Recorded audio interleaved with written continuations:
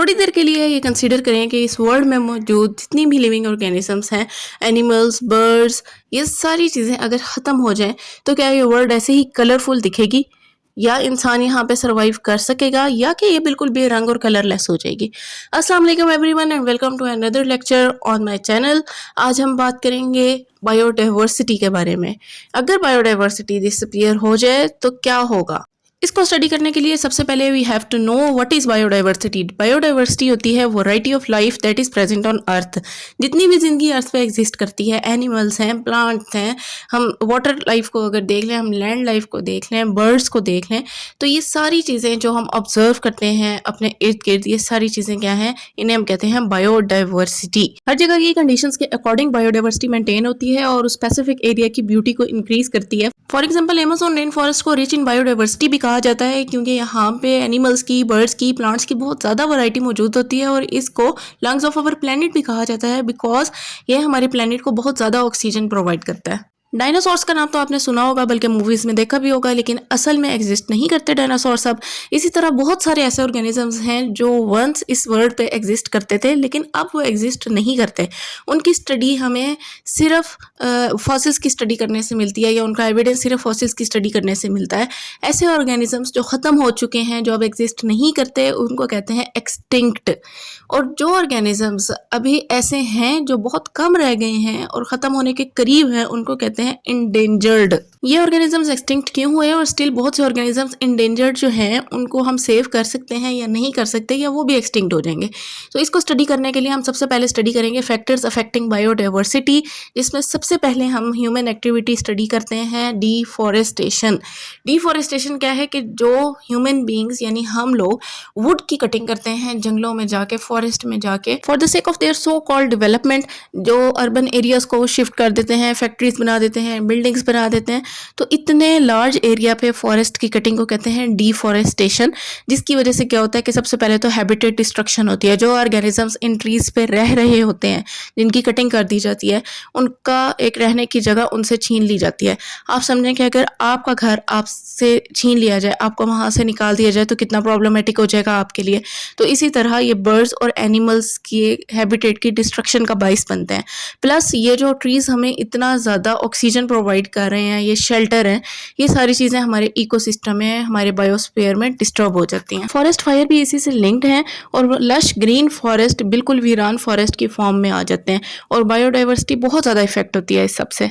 Second point आ जाता है pollution का। ह्यूमन बींग्स की डिफरेंट एक्टिविटीज़ की वजह से अर्थ में, हमारे एटमॉस्फेयर में बहुत ज़्यादा पोल्यूशन जो है वो इंक्रीज़ हो जाती है, और वो भी बहुत ज़्यादा बायोडाइवर्सिटी को इफ़ेक्ट करती है। फैक्ट्री से निकलने वाला धुआं है, हमारे घरों से निकलने वाला वेस्ट है, जो कूड़ा करकट हम लोग थ्रो कर देते हैं, गार्बेज थ्रो कर देते हैं, पानी, जो गंदा पानी, हम लोगों का सीवरेज सिस्टम हमारे सही प्रॉपर नहीं होते, उसकी वजह से क्या होता है कि जो डर्टी वाटर है, जो गंदा पानी है, वो वाटर लाइफ का हिस्सा बन जाता है।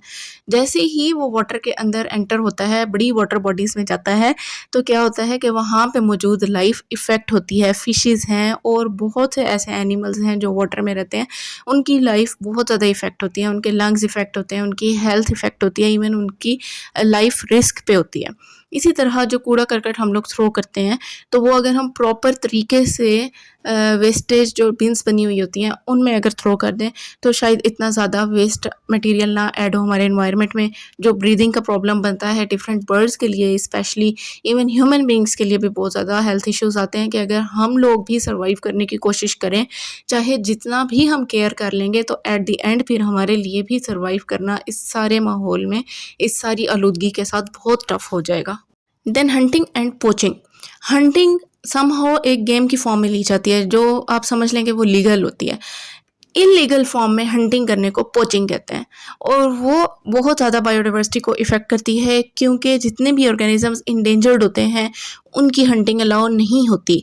तो अगर स्टिल लोग हंटिंग करते रहेंगे, तो ये जितनी भी बायोडाइवर्सिटी है वो फिर इफेक्ट होगी। जो इंडेंजर्ड स्पीशीज़ हैं उनके ख़त्म होने का खतरा ज़्यादा होगा। देन ग्लोबल वार्मिंग, दुनिया में बढ़ती हुई ये शिद्दत वाली गर्मी, ये रिस्पॉन्सिबल है बायोडाइवर्सिटी को डिस्टर्ब करने के लिए। और ग्लोबल वार्मिंग का रीज़न हमारी ही एक्टिविटीज़ हैं, हमारे रेफ्रिजरेटर से, AC से निकलने वाले क्लोरोफ्लोरोकार्बन्स, ये सारे इफेक्ट करते हैं हमारे एटमॉस्फेयर को, जिसकी वजह से कार्बन डाइऑक्साइड इधर ट्रैप हो जाती है और गर्मी बढ़ जाती है।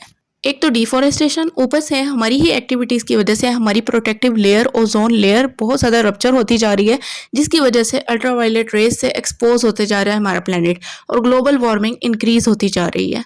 ये सारे फैक्टर्स बहुत मुश्किल कर देते हैं लाइफ को इस ज़मीन पर रहने के लिए। और फ़र्ज़ करें कि अगर इस ज़मीन से ये सारी बायोडाइवर्सिटी ख़त्म हो जाए तो इंसान तो डिपेंड करता है हर चीज़ पे, प्लांट्स पे, एनिमल्स पे, तो क्या इंसान भी ज़िंदा रह सकेगा? इंसान भी नहीं ज़िंदा रह सकेगा। तो हमें इन सब चीज़ों को कंज़र्व करना है, महफूज करना है, हमें इन सारे फैक्टर्स को मिनिमाइज़ करना है जो बायोडाइवर्सिटी को ख़त्म करने का बाइस बन रहे हैं। इस सारे प्रोसेस को कहते हैं कंजर्वेशन ऑफ बायोडाइवर्सिटी, यानी कि महफूज करना बायोडाइवर्सिटी को। इसके लिए कुछ स्टेप्स हम ले सकते हैं। फॉर एग्जाम्पल, हम 3 Rs को अपने रूटीन का हिस्सा बना लें। Recycling, reuse and reduce. जितना भी वेस्ट हम लोग अपने घरों से बाहर वैसे ही थ्रो कर देते हैं, गार्बेज थ्रो कर देते हैं, तो गार्बेज ट्रक्स में बाकायदा लोड करें, या फिर हम रिसाइकल बिन्स, पब्लिकली जो बिन्स बना दी जाती हैं उनके अंदर थ्रो किया करें। रिसाइकलिंग हो जाए वेस्ट प्रोडक्ट्स की, तो वो हमारे इन्वायरमेंट में बजाय नेगेटिव इम्पैक्ट डालने के वो पॉजिटिव इम्पैक्ट क्रिएट कर सकते हैं। इसके अलावा डिफॉरेस्टेशन को ख़त्म करने के लिए रीफॉरेस्टेशन की प्रैक्टिस करें, ट्रीज़ लगाएं, प्लांटेशन करें अपने घरों में, अपने इर्द गिर्द ग्राउंड्स में, ताकि लश ग्रीन ट्रीज़ की वजह से ऑक्सीजन हमारे एनवायरनमेंट में सर्कुलेट करे और हमारी बायोडाइवर्सिटी इफेक्ट ना हो इस प्लानट की। गवर्नमेंट के लेवल पे सफारी पार्क्स, नेशनल पार्क्स, जू, सेंचुरीज, ये सारी चीज़ें मेंटेन की जाती हैं ताकि वाइल्ड लाइफ को मेंटेन किया जा सके, बर्ड्स, एनिमल्स, इवन प्लांट्स को कंजर्व किया जा सके। हम भी इस अर्थ का हिस्सा हैं। अगर बायोडाइवर्सिटी इफेक्ट होगी तो ऑब्वियसली हमारी लाइफ्स भी इफेक्ट होंगी। तो इंडिविजुअली एटलीस्ट हमें अपना रोल प्ले करना चाहिए। पोल्यूशन ना फैलाएं, पानी को ज़ाया ना करें, डिफॉरेस्टेशन ना करें। खुद को हेल्दी रखने के लिए भी ज़रूरी है कि आप अपने इन्वायरमेंट को हेल्दी रखें। सबसे बढ़कर रिसाइकलिंग पे फोकस करें ताकि मटेरियल्स वेस्ट होने के बजाय आपके एटमॉस्फेयर में ही रीयूज़ हो जाए। आई होप आपको सारे पॉइंट्स की समझ आ गई होगी। वीडियो को लाइक कर दें, शेयर कर दें, कमेंट सेक्शन में ज़रूर कमेंट किया करें। चैनल को सब्सक्राइब नहीं किया तो सब्सक्राइब मस्ट कर दें ताकि आप इंटरेस्टिंग लेक्चर से इन टच रह सकें। अल्लाह हाफिज़।